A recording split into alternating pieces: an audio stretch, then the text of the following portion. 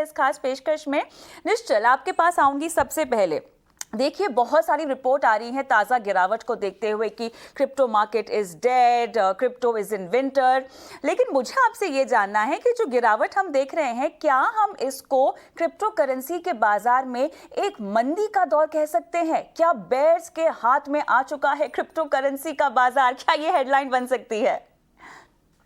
I think अभी बहुत जल्दी ये कंक्लूजन पे आना कि क्या ये एक लंबा बेयर मार्केट का सिग्नल है कि ये जो इन बिटवीन अभी, क्योंकि पूरे ग्लोबल मार्केट आप देखोगे, ना ना कि सिर्फ crypto but even stock market globally सभी में गिरावट आ रही है। तो क्या ये क्रिप्टो में सीमित रहेगा कि जस्ट ग्लोबल जो हो रहा है उसको रेप्लिकेट कर रहा है? फिलहाल तो दिख रहा है कि ग्लोबल डाउनटर्न को रेप्लिकेट कर रहा है crypto, because panic her market में आ रही है।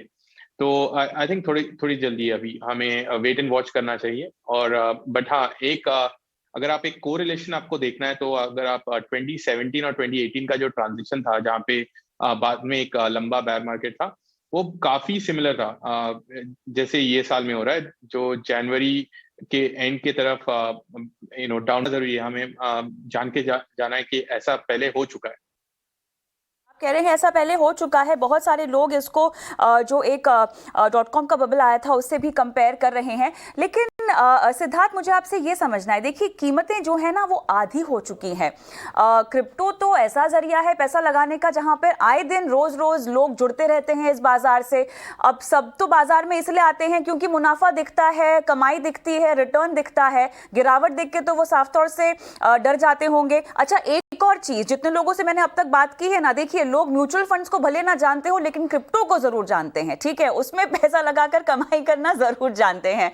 ठीक है, उन्हें आप क्या कहेंगे? जो हमें निश्चल ने अभी बातें बताई हैं वो सही है, लेकिन मैं चाहती हूं कि हम जो थोड़ा इसको मोटे तौर पे ग्लोबली ट्रिगर्स के लिहाज से अगर समझना चाहे तो क्या क्रिप्टो में ट्रिगर्स या फंडामेंटल्स जैसी चीजें भी कोई काम करती है जिसके चलते हम ये गिरावट देख रहे हैं? बिल्कुल कविता, दैट्स अ गुड क्वेश्चन। ये क्रिप्टो जो है हर साल, जैसे निश्चल ने भी कहा, हर 1.5 से 2 साल में इसका एक ट्रेंड बना हुआ है जो ये काफी करेक्ट होता है मार्केट। सो और एक मार्केट का ये सेंटिमेंट हमेशा ही होता है, इवन इन स्टॉक मार्केट्स, कि तेजी में सब लोग एंटर करते हैं और मंदी में सब लोग जब एंटर करना चाहिए तो एक्चुअली नहीं करते, तब उनके पास पैसा नहीं होता because they already entered at the peak. So ये मिस्टेक बहुत इन्वेस्टर्स, नॉट ओनली क्रिप्टो, सारे मार्केट्स में करते हैं। इसका मेन कारण ये है कि ग्लोबल सेंटिमेंट्स, एक तो जेरोम पॉवेल आई थिंक आने वाले हफ्ते में, आई मीन इसी हफ्ते में इंटरेस्ट रेट्स के नई दरों का ऐलान करेंगे, जो यूएस बॉन्ड्स और ये सारी चीजें जो इम्पैक्ट करती है मार्केट को, वो काफी इंपॉर्टेंट है। प्लस रशिया और यूक्रेन का टेंशन भी काफी है, उसको भी लोग स्पेकुलेट कर रहे हैं। और क्रिप्टो मार्केट जो है काफी स्पेकुलेटिव है। जैसे आपने सवाल पूछा था कि इसमें क्या फंडामेंटल्स हैं, इसमें फंडामेंटल स्टॉक मार्केट जैसे नहीं है, जहां पे आप ऑर्डर बुक देख लें, इसमें आप पीई देख लें, इसमें आप कैपेक्स देख लें, इसमें ये सब चीजें नहीं है। इसमें नेटवर्क स्ट्रेंथ देखी जाती है कि वो करेंसी के कितने नोड्स है, क्या ट्रांजैक्शन स्पीड है, उसका इकोसिस्टम कितना ग्रो कर रखा है, कितने वॉलेट्स में वो क्रिप्टो करेंसी चलती है, कितने एक्सचेंजेस में वो चलती है, उसका सर्कुलेटिंग सप्लाई क्या है। तो इसकी टोकनोमिक्स इसको कहा जाता है। इसकी टोकन इकोनॉमिक्स और मार्केट जजमेंट के जो तरीके हैं वो कंप्लीटली डिफरेंट है स्टॉक मार्केट से। बट यस, फंडामेंटल्स इसके अलग हैं। इसमें network strength, difficulty level, hash rate levels, ये सारे इसके फंडामेंटल्स है जिसको हम मॉनिटर करते हैं। तो एज ऑन टुडे उनके फंडामेंटल्स में इतना फर्क नहीं आया है। जो दिख रहा है हमको इसमें गिरावट, ये ज्यादा स्पेकुलेटिव है और एक टेम्पररी प्राइस एक्शन है। बिल्कुल, लेकिन निश्चल, एक चीज जो यहाँ पर लोगों को मैं चाहती हूँ कि आप समझाएं। देखिए, हम जो है ना जब भी स्टॉक में या किसी में निवेश करते हैं तो रियलिस्टिक प्राइसिंग की बात करते हैं। अब क्योंकि हम बिटकॉइन और बाकी तमाम मुख्य क्रिप्टो करेंसीज की कीमतें देखें ना तो आधी हो चुकी हैं, रिकॉर्ड लेवल्स पर गिर चुकी हैं। क्या इनको आप रियलिस्टिक प्राइसिंग कहेंगे जब आपको वाकई पैसे लगाने चाहिए? अगर आप शॉर्ट टर्म में क्रिप्टो को देखना चाहते हो तो कोई भी प्राइसिंग मानना कि ये सही प्राइसिंग है बहुत डिफिकल्ट है, क्योंकि शॉर्ट टर्म में आपने जैसे कहा वाइल्ड फ्लक्चुएशन होते हैं क्रिप्टो में, और 30-40% कुछ महीनों में ऊपर नीचे हो सकते हैं। लेकिन अगर आप एक लॉन्ग टर्म इन्वेस्टर के नजर से देखोगे, अभी बिटकॉइन अगर एग्जांपल ले लो, तो कोई भी 3 साल के पीरियड में किसी ने अगर 3 साल बिटकॉइन को होल्ड किया है तो उन्होंने कभी पैसे लूज नहीं किए। इनफैक्ट आई थिंक डबल या ट्रिपल रिटर्न्स मिनिमम कुछ मिले हैं। सो ये लॉन्ग टर्म व्यू बहुत इंपॉर्टेंट है। शॉर्ट टर्म क्यों नहीं आप अंदाजा लगा सकते हो, क्योंकि ये एक बहुत नया मार्केट है। मार्केट को खुद को नहीं पता इसको शॉर्ट टर्म में कैसे देखा जाए, और इसमें लिक्विडिटी के इश्यूज हैं, क्योंकि ये नया मार्केट है तो डीप लिक्विडिटी नहीं है। तो अगर किसी ने कोई पैनिक सेलिंग हो गया तो बहुत बड़ा फ्लक्चुएशन आ जाता है। कोई गुड न्यूज आ गया तो बहुत बड़ा अपवर्ड स्विंग आ जाता है, क्योंकि बुक्स उतने स्ट्रांग नहीं है जैसे ट्रेडिशनल मार्केट्स के हो गए, जहाँ पे लिक्विडिटी बहुत डीप होती है और लॉन्ग टर्म लगता है अगर कुछ भी मूवमेंट आना है मार्केट्स में। तो इसलिए आप एज अ निवेशक मैं कहूँगा हमेशा एटलीस्ट 3 साल के नजरिए से देखो। और अगर आप हिस्टोरिक नंबर्स भी देखोगे बिटकॉइन के, 3 साल के नजरिए से बहुत ही बढ़िया रिटर्न्स हुए हैं। शॉर्ट टर्म में ये जो 30-40% फ्लक्चुएशन, उन्हें अगर आप राइड करने की कोशिश करोगे तो मोस्ट टाइम्स आप फंस जाओगे उसमें। बिल्कुल, आपने सही चीज़ यहाँ पर कही है कि नज़रिया बहुत इंपॉर्टेंट है। क्षितिज, ये तो हम हमेशा फाइनेंशियल प्लानिंग के अगर मुख्य रूल्स की बात करें ना, तो उसके थंब रूल्स में से एक है कि आपका नज़रिया क्या है निवेश का। आप जिस एसेट क्लास में पैसे लगा रहे हैं उसमें रिस्क फैक्टर क्या है, आपकी रिस्क एपेटाइट क्या है, ये सब बुनियादी चीज़ें आपको पता लगा लेनी चाहिए। उसके बाद एक निवेश पोर्टफोलियो बनाना चाहिए। अब क्रिप्टो करेंसी में निश्चल ने समझाया कि आप शॉर्ट टर्म लॉन्ग टर्म क्या खेल रहे हैं, आपको ध्यान में रखना होगा। 3 साल का नज़रिया आपको रखना होगा कम से कम, क्योंकि हिस्टोरिकली भी देखा है कि इसमें मुनाफा ज्यादा हुआ है और घाटा कम हुआ है। लेकिन अक्सर जो लोग क्रिप्टो में खेलते हैं ना या पैसे लगाते हैं ना, वो नजरिए को नहीं समझते हैं। उन्हें लॉन्ग टर्म शॉर्ट टर्म अगर हमें समझाना हो क्रिप्टो करेंसी में, तो जाहिर तौर पे इसको एक निवेश विकल्प की तरह देखना होगा। जब हम निवेश विकल्प की तरह देखते हैं तो इसको पोर्टफोलियो में शामिल करेंगे, पोर्टफोलियो में शामिल करेंगे तो डाइवर्सिफिकेशन के लिहाज से इसको पोर्टफोलियो में डालेंगे। क्या कहेंगे आप? तो कविता, समझना जरूरी है कि करेक्शन हो। एवरीबडी नोज कि आज फेड का मीटिंग है एंड उसमें कुछ एक्शन हो सकते हैं, वापस लिया जा सकता है। जितना भी इजी मनी सर्कुलेट और अनवाइंड किया जा सकता है और इंटरेस्ट रेट ऊपर जा सकते हैं, बिकॉज इन्फ्लेशन बढ़ रहा है। बेसिकली इन्फ्लेशन इसलिए बढ़ रहा है कि जब इजी मनी आता है मार्केट में, जो एक बेसिक कॉन्सेप्ट है जब हम इक्विटी मार्केट में भी बात करते हैं, वो एसेट्स को चेज करता है। तो ये जितना इजी मनी था, ये आपके जितने भी रिस्की एसेट्स आया, ये क्रिप्टो में गया पैसा, अब वहां से पोजीशन अनवाइंड हो रही है, बिकॉज ये चांसेस है कि दैट इस पैसे पे इंटरेस्ट लगेगा आने वाले टाइम में और इसका कॉस्ट बड़ा होगा। तो people just want to move out कि जितना पैसा निकाल सकते हैं निकालें। अब रही बात क्रिप्टो कहाँ पे आता है, क्रिप्टो एक रिस्की एसेट क्लास के अपर कर्व पे बिल्कुल आता है, चाहे वो बिटकॉइन है, कोई कॉइन है, और उसमें भी बहुत डाइवर्सिफिकेशन हमने कई बार बात करी है, चाहे क्रिप्टो है, एनएफटी है, मेटावर्स है। These are new futuristic technology जो इवॉल्व हो रही है अभी। तो जो क्लाइंट अपना 2 से 3% ऑफ द पोर्टफोलियो जिस पे वो रिस्क ले सकता है, in terms of the risk is not of a loss, risk can be of binary 0 और 1, it can become 0 also. I want to make it very clear कि I am not deselling here और selling here anything. मैं ये बता रहा हूँ कि that this is a very risky asset.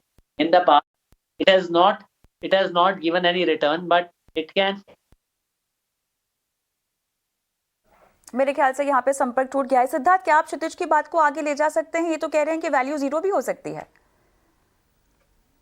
Well, I think I will look forward to that day. मैं सब कुछ सारे बिटकॉइन खरीदने की कोशिश करूंगा उस दिन। बट यस, वैल्यू 0 हो सकती है, ये नजरिए से आपको माइंड में रख के फिर निवेश करना चाहिए। ये बात से मैं सहमत हूँ जो क्षितिज कह रहे हैं, बट हाउएवर इसकी वैल्यू 0 होते हुए तो नहीं दिख रही है, क्योंकि अगर कोई चीज को 0 होना होता तो वो लास्ट 13 साल में हो चुका होता। ये 0 से आज 64,000 की वैल्यू तक जाके अभी वापस 35,000 की वैल्यू के आसपास ट्रेड हो रहा है। तो I don't see it going back to 0 in any case, in any scenario. Nischal, मुझे बताएं कि देश दुनिया में, भारत की बात मैं ना बाद में करूंगी, लेकिन देश दुनिया में पूरे क्रिप्टो के इकोसिस्टम को लेकर किस तरह के बदलाव आ रहे हैं, जिसकी वजह से अभी की जो गिरावट है वो इतने ज्यादा मायने नहीं रखती हैं, क्योंकि आगे चीजें और बेहतरी की ओर बढ़ रही हैं। क्या कैसे समझाएंगे आप इसको? आई थिंक पहले तो रेगुलेशंस देख लो आप। हर कंट्री अभी रेगुलेशंस की तरफ जा रही है। 3-4 साल पहले अगर आप न्यूज देखते तो मेजॉरिटी कंट्रीज का स्टैंड किसी को नहीं पता था कि कंट्रीज बैन करेंगे, कि इसे अलाउ करेंगे, कि अनरेगुलेटेड रखेंगे। अभी मेजॉरिटी जो कंट्रीज है दुनिया में सब बोल रहे हैं कि हम इसे रेगुलेट करना चाहते हैं और करने की कोशिश कर रहे हैं, तो वो एक पॉजिटिव न्यूज है। दूसरी बात अगर आप देखो, ये जो कॉर्पोरेट्स हैं, जो बड़े कंपनीज है, वो निवेश कर रहे हैं क्रिप्टो में। अगर 3-4 साल पहले जब लास्ट बुल रन आया था 2017 में, तभी लार्जली रिटेल ड्रिवन था और लोग बोल रहे थे कि रिटेल ज्यादा डीप इन रिसर्च नहीं करते। बट जो कॉर्पोरेट्स हैं, जो बड़े कंपनीज हैं, उनके पास रिसर्च टीम होते हैं, उनके पास एक लॉन्ग टर्म व्यू होता है कि क्यों निवेश कर रहे हैं कोई एसेट क्लास में। तो अभी कंपनीज इन्वेस्ट करें तो वो एक बहुत पॉजिटिव है। तीसरा, अगर आप ये जो फंडिंग साइकिल है, 2017 में अप्रोक्सीमेट मे बी पूरे दुनिया में शायद ही 2 से 4 हजार करोड़ तक के फंड्स हुए करते थे। आज के डेट में क्रिप्टो में जो निवेश करने के लिए जो वीसी फंड्स है, वो सिंगल फंड्स 4 बिलियन 4-4.5 बिलियन के फंड्स अभी निकल रहे हैं। तो कुल मिला के आई थिंक 8 से 10 बिलियन डॉलर के फंड्स रुके हुए हैं कि क्रिप्टो स्टार्टअप्स में निवेश करें। और ये फंड्स बने हैं प्योरली क्रिप्टो स्टार्टअप्स के लिए। Crypto related pure startup funds पहले नहीं थे। तो ये सब कुछ आपके लिए पॉइंटर्स हैं समझना कि किस डायरेक्शन में। और हमें ये भी नहीं भूलना चाहिए कि एक छोटा सा कंट्री है एल सल्वाडोर, जिसने बिटकॉइन को लीगल टेंडर बना दिया। तो बहुत सारे पॉजिटिव लॉन्ग टर्म व्यूज आप अगर आपको लेना है तो ये सब आपके लिए अच्छे पॉइंटर्स हैं। आपने क्योंकि शुरुआत में रेगुलेशंस की बात कही है और ऑफ कोर्स लीगल टेंडर बना दिया है, यहाँ पर पहले देश का नाम भी आया है, लेकिन इसी को आगे बढ़ाते हुए बहुत सारे देशों को इसकी गलत गतिविधियों में इन्वॉल्व होने की भी खतरे दिखाई दे रहे हैं। जहाँ पर अगर मैं यूएस की बात करूँ तो यहाँ पर इंटेंसिफाइड रेगुलेटरी एक्शन के भी सिग्नल सामने आते हुए दिखाई दे रहे हैं। निश्चल, ये कितनी बड़ी खतरे की घंटी है? आई थिंक जहां पे भी इनोवेशन है और जहां पे भी पैसा है, वहां पे हमेशा आपको एक डाउनसाइड होता है। अब क्वेश्चन ये है कि ये डाउनसाइड को आप कैसे कवर करोगे। और इवन यूएस में उन्होंने भी माना है कि आपको रेगुलेशन लाके आप इसे प्रिवेंट कर सकते हो। आप केवाईसी, एएमएल पॉलिसीज और मैंडेटरी बैकग्राउंड चेक्स, ये सब अगर आप ले आओगे इस इंडस्ट्री में, तो टू अ लार्ज एक्सटेंट आप ये सब जो भी आपको डाउनसाइड दिख रहे हैं, उन्हें आप प्रोटेक्ट कर सकते हो। बैन करने से बहुत कंट्रीज को समझ में आ रहा है कि बैन करने से उनके हाथ से कंट्रोल निकल जाएगा, और रेगुलेट करने से countries can be on top of it कि क्या डेटा चल रहा है, क्या हो रहा है इंडस्ट्री में, और किस डायरेक्शन में इंडस्ट्री जा रहा है, और कैसे एक गवर्नमेंट उसे सही दिशा में लेके जाए। ये रेगुलेशन से आएगा। सो आई डोंट थिंक वहां पे डाउनसाइड रिस्क ज्यादा है आज के डेट में। आप 3-4 साल पहले जरूर बहुत ज्यादा डिबेट हो रहा था कि हम बैन करें कि हम इसे रेगुलेट करें। अभी डिबेट हो रहा है कि किस तरह के इसे रेगुलेट होना चाहिए। तो I don't think downside risk regulation wise उतना ज्यादा है क्रिप्टो में अभी। भारत की अगर मैं बात करूं, देखिए, बैन करने का तो सवाल नहीं आता हुआ दिखाई दे रहा है। किस तरह से इसको लागू किया जाए, क्या दिशा निर्देश दिया जाए, मेरे ख्याल से मंथन इस बात पर होना बहुत ज़्यादा ज़रूरी है। किस तरह के दिशा निर्देश पर किस तरह का असर पड़ेगा, मुझे ये बताएं। लीगल टेंडर मिलने के बाद, एक रेगुलेटर मिलने के बाद इसमें क्या बदलाव होंगे? साथ ही अगर इसको एक एसेट क्लास के तौर पर अगर हम ट्रीट करना शुरू कर दें तो किस तरह के बदलाव आते हुए हमें दिखाई देंगे, ये बताएं। इंडस्ट्री हम भी और सब गवर्नमेंट और एजेंसीज, ये एक बात जरूरी है अंडरस्टैंड करना कि क्रिप्टो लीगल टेंडर तो इंडिया में आई डोंट थिंक होने वाला है, और नहीं होना चाहिए, क्योंकि हमारा एक लीगल टेंडर है आईएनआर जो बहुत स्ट्रांग है। बट इसे एसेट क्लास की तरह जरूर सब देखने लग रहे हैं। स्पेशली जो बिटकॉइन है, जो एक लिमिटेड सप्लाई है, उसे एसेट क्लास की तरह देख रहे हैं, और जो दूसरे टोकन है उन्हें यूटिलिटीज की तरह देख रहे हैं। और इंडिया में जो रेगुलेशन, अभी हमारे फाइनेंस मिनिस्टर ने लास्ट ईयर कहा था कि इंडिया उसे रेगुलेट करेगा क्रिप्टो को, और बिल पार्लियामेंट तक आ चुका है। अब बिल में क्या है किसी को नहीं पता, लेकिन एज एन इंडस्ट्री हमारा ये मानना है कि ये जो आप स्टैंडर्ड जो रेगुलेशन में लाना चाहिए वो है केवाईसीज, एएमएल पॉलिसीज, और ये इंश्योर करना कि सभी कंपनीज जो इंडियन कस्टमर्स को सर्विस कर रहे हैं वो ये सब रेगुलेशंस फॉलो करे। आई थिंक वो सबसे इम्पोर्टेंट है। अब ये किस दिशा में जा रही है, अभी इंडिया में जो कोई भी अगर आप क्रिप्टो लॉ लाना चाहते हो बहुत ही कॉम्प्लिकेटेड है। तो आई थिंक फर्स्ट स्टेप जो होना चाहिए और जो ऑलरेडी हम कर रहे हैं एज एन इंडस्ट्री, हमने एक self regulatory code of conduct बनाया है जहाँ पे सभी जो इंडियन एक्सचेंजेस है और दूसरे बिजनेसेस है क्रिप्टो में वो इसे फॉलो कर रहे हैं, जहाँ पे एक स्टैंडर्ड कोड ऑफ कॉन्डक्ट है कि आप अगर आप एक क्रिप्टो बिजनेस हो, भले ही इंडिया में अभी रेगुलेशन नहीं है पर ये सब रूल्स हैं जो आपको फॉलो करना चाहिए, और ये कई बिजनेसेस इंडिया में फॉलो कर रहे हैं। और हमारा मानना है कि ये करने से हम एक फ्रेमवर्क बना रहे हैं जहाँ पे गवर्नमेंट को जब रेगुलेशन लाना है तो गवर्नमेंट इसको स्टडी कर पाए। सो इंडिया में ऑलरेडी प्रोग्रेस हो रहा है in terms of regulatory direction में, जहाँ पे सेल्फ रेगुलेशन ऑलरेडी आ चुका है amongst all the exchanges. Siddharth, आपका क्या मत है इस पर? बिल्कुल, जैसे रेगुलेशंस आने के लिए सबसे पहले तो गवर्नमेंट को ये समझना पड़ेगा कि इंडस्ट्री की साइज कितनी बड़ी है। इंडस्ट्री काफी बड़ी हो चुकी है ऑलरेडी, ना केवल हिंदुस्तान में but world wide industry size बहुत बड़ी हो गई है। तो और ये जो है ये डिसेंट्रलाइज्ड इकोसिस्टम है, यानी गवर्नमेंट इसके ऊपर डायरेक्टली कंट्रोल नहीं कर सकती। ये इंटरनेट की तरह है, हर कंट्री के अंदर बॉर्डरलेस तरीके से ऑपरेट करता है। तो सबसे पहला स्टेप गवर्नमेंट को ये समझना चाहिए प्रोज एंड कॉन्स क्या है। अगर इसको बैन करते हैं तो what do they have to lose, what do they have which they can lose, and अगर इसको रेगुलेट करते हैं तो उनके क्या बेनिफिट्स हैं, प्रोज एंड कॉन्स। इसमें प्रोज ही सबसे ज्यादा दिखाई दे रहे हैं। समझाएं हमें, सॉरी समझाएं हमें कि क्या खोएगी सरकार अगर कर देगी तो ऐसा। अगर देखिए इसमें आज की तारीख में करीब करीब 10 से 12 हजार लोग हैं इंडिया के अंदर जो एम्प्लॉयड है क्रिप्टो से डायरेक्टली या इनडायरेक्टली। अगर और इसके अलावा जो फंडिंग आ रही है, जो यहाँ के नए क्रिप्टो स्टार्टअप्स हैं वो सारे सिंगापुर या दुबई इस तरह की कंट्रीज में जाके स्टार्ट करें, क्योंकि यहाँ पे रेगुलेटरी क्लैरिटी नहीं है। ये कंपनीज वहां पे जा रही है और फंडिंग काफी आसानी से क्रिप्टो स्पेस में मिल रही है। 2021 में $29 बिलियन करीब करीब क्रिप्टो स्पेस में फंडिंग हुई है, वेंचर कैपिटल फंडिंग हुई है, जिसका बहुत ही छोटा हिस्सा हिंदुस्तान में आया है।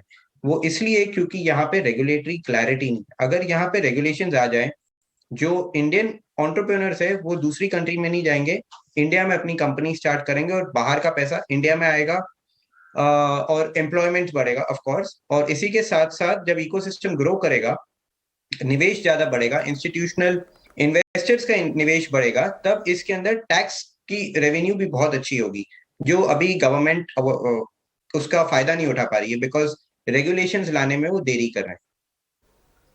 क्षितिज मेरे साथ क्या जुड़ गए हैं चर्चा में? क्षितिज, आपको मेरी आवाज आ रही है? चलिए हम बात कर रहे हैं कि बजट में क्या कुछ हो सकता है या क्या कुछ होने की उम्मीदें हैं। अगर बिल आता है तो किस खाके में, किस रूप में आप उसको देखना चाहेंगे? तो मैं सुन रहा था तब से कविता, मैं आधा मिनट लूंगा पहले कि line got disconnected. I am my self I investor into crypto, but मैं यही लोगों को एडवाइस करूंगा जो देख रहे हैं या सजेस्ट करूंगा कि ये जो भी risky part of their asset है, बिकॉज इसमें अंडरलाइन कुछ नहीं है और साथ में इसमें गवर्नमेंट की रेगुलेटरी कल को रिक्वायरमेंट कुछ भी आ सकती हैं, तो just be careful while investing into it. Every year there is a new crypto, हर घंटे में एक नया क्रिप्टो बर्थ ले रहा है। 14,000 से ज्यादा क्रिप्टो हैं। और रही बात गवर्नमेंट की, यूएस भी एक बिल लेके आ रहा है क्रिप्टो के ऊपर। कल को nobody can stop US Fed और आरबीआई की वो अपने क्रिप्टोस लॉन्च करें। आई एम सेइंग इतनी सारी सप्लाई है, सो उसमें इंडैंगल ना होके जो टॉप के अगर आप करना भी चाहते हैं, एक्सपेरिमेंट करना चाहते हैं, जैसे मैं हमेशा बोलता हूँ best book to learn how to invest in any asset class is your own chequebook. वो आप फीस पे करते हो तो एक मिनिमम अमाउंट से आप एक्सपेरिमेंट कर सकते हैं, but yes one should be very careful while investing into these assets. I am looking at that government in India will not ban crypto. That's what my gut says, and they will come out with a bill where there is a proper requirement of regulations कि किस shape में आएगी, किस तरह से उसका transition होगा, how this will grow from here onward further. Cryptocurrency से ज़्यादा regulations और positive regulations आएंगे, वो आएंगे आपके बेसिकली वो रेगुलेशंस आएंगे आपके ब्लॉकचेन एज ए टेक्नोलॉजी पे, जो एक बहुत बड़ी टेक्नोलॉजी है, जो अंडरलाइन टेक्नोलॉजी है, जो अभी मेरे यहाँ पे पैनलिस्ट बाकी के हैं वो बार बार बोल रहे हैं डिस्ट्रीब्यूटेड लेजर। डिस्ट्रीब्यूटर एक प्लेटफॉर्म है जिसके ऊपर ये क्रिप्टो करेंसी रन करती है, जो ब्लॉकचेन है। सो आई एम सेइंग वो ज्यादा इंपॉर्टेंट है। So I very strongly feel यहाँ पे, and I am not mis selling और selling anything, my view is that it is at a very nascent stage. हाँ, 11 साल हो गए, 2008 में संतोषी नाकामोटो ने शुरू किया था, पुरानी बात हो गई है, बट आई एम सेइंग अभी भी बहुत नेसेंट स्टेज पे है, लाइक इंटरनेट था अर्ली स्टेज में 90s में। तो it can be 2-3% of your overall allocation. Don't get mesmerized with कि यार डिस्काउंट लगा हुआ है। आपको करना ही है तो इक्विटी मार्केट में डिस्काउंट है, आप वहां जाके करिए, वहां शॉपिंग करिए। यहाँ पे आप थोड़ा एलोकेशन ले सकते हैं, but I am saying just be very about the fact that this is your hard and money. तो आप उसी हिसाब से इन्वेस्ट करें जो जिसका गम नहीं हो आपको कल को ज्यादा पिटाई हो वहां पे। तो having said that, there are very massive usage of blockchain as technology.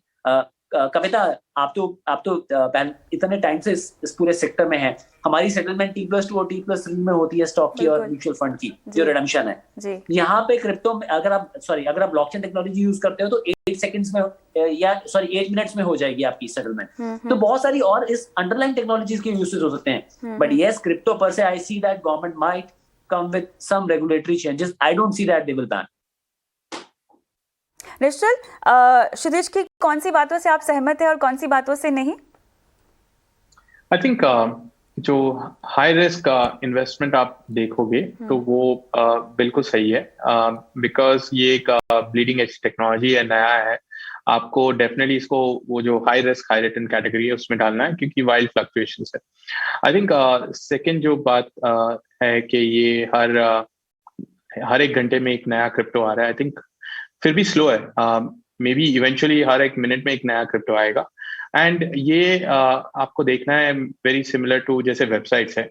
ज्यादा वेबसाइट होने से इंटरनेट और ज्यादा यूजफुल हुआ सबके लिए, और ज्यादा बढ़ गया इंटरनेट का वैल्यू। जो अगर आप ग्लोबल इंटरनेट का मार्केट कैप देखोगे, बिकॉज आज के डेट में इतने सारे वेबसाइट्स हैं, तो इंटरनेट का वैल्यू बढ़ा हुआ है।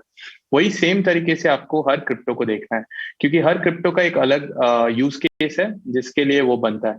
तो अगर आज के डेट में अगर हर एक घंटे में एक क्रिप्टो बन रहा है, तो दिन में सिर्फ 24 यूज केसेस आ रहे हैं।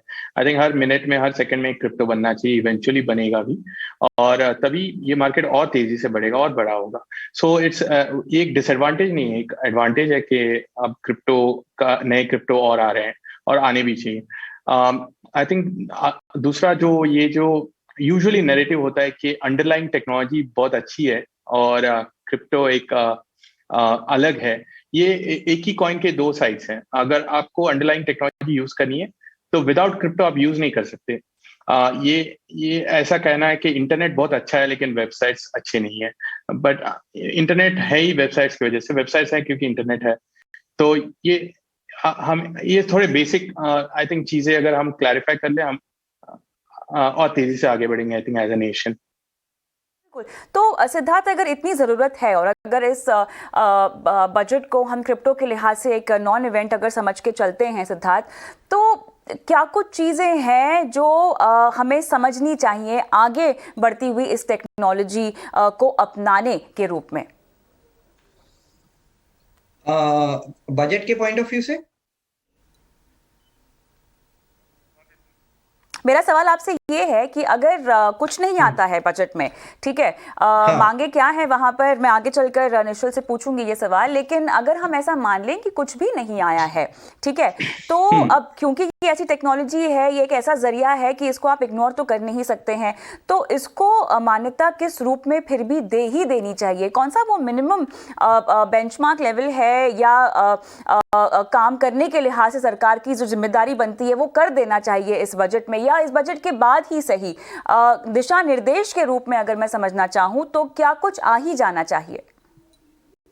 देखिए, बजट में पहले तो बिल बनेगा, कैबिनेट में जाएगा, फिर बजट में जाएगा। तो ये चीज मुझे इस बजट में तो होती हुई नहीं लग रही है। बट सबसे पहले एक टैक्स का क्लैरिफिकेशन आना चाहिए कि क्रिप्टो एक्सचेंजेस को कैसे टैक्स किया जाए, क्रिप्टो कंपनीज को कैसे टैक्स किया जाए, क्रिप्टो इन्वेस्टर्स को कैसा टैक्स किया जाए, उस पर long term, short term capital gain tax, indexing, ये सारे निर्देश जो हैं उसके लिए बिल की जरूरत नहीं है। वो एक अमेंडमेंट या नोटिफिकेशन के थ्रू गवर्नमेंट इंट्रोड्यूस कर सकती है। वो सबसे फर्स्ट स्टेप होगा क्योंकि वो कर देने से काफी लोगों को ये क्लैरिटी आ जाएगी that how do they have to build their books and show their assets in their books of accounts. अगर रेगुलेशन नहीं आता है तो भी ये इंडस्ट्री ग्लोबल है, डिसेंट्रलाइज्ड है, ये रेगुलेशंस के वेट नहीं करेगी. Innovation is always first, regulations follow. आप देखेंगे जब गाड़ी बनी थी तब लोग उसको भी अपोज कर रहे थे. राइट ब्रदर्स ने एयरप्लेन बनाया, they don't have had a pilot's licence, right. तो इनोवेशन पहले आएगा और इनोवेशन इसका रुक नहीं सकता क्योंकि ये ग्लोबल स्तर पर हो रहा है. आप यहाँ बैठे बैठे एक डिसेंट्रलाइज इंटरनेट के अंदर आपकी टेक्नोलॉजी को बिल्ड कर सकते हो. So you are not bound by the regulations, but जितना जल्दी रेगुलेशंस आएगा उतना जल्दी the people of the country will benefit from it. चलिए, तो बहुत सारे गाइडलाइंस की ज़रूरत है, लेकिन उसके बावजूद भी जो फिलहाल गिरावट का माहौल है, हमारे एक्सपर्ट्स तो यही कह रहे हैं कि आपको घबराने की ज़रूरत नहीं है. ऐसा होता रहता है, अभी हुआ है, आगे भी हो सकता है, पहले भी हुआ है, लेकिन वहाँ से भी हमने बाज़ारों को, क्रिप्टो के बाज़ारों को एक बार फिर से खड़ा होते हुए देखा है. तो बहुत बहुत शुक्रिया आप सभी का इस खास पेशकश में मेरे साथ आज जुड़ने के लिए. क्रिप्टो करेंसी के आज के इस खास एपिसोड में इतना ही. मुझे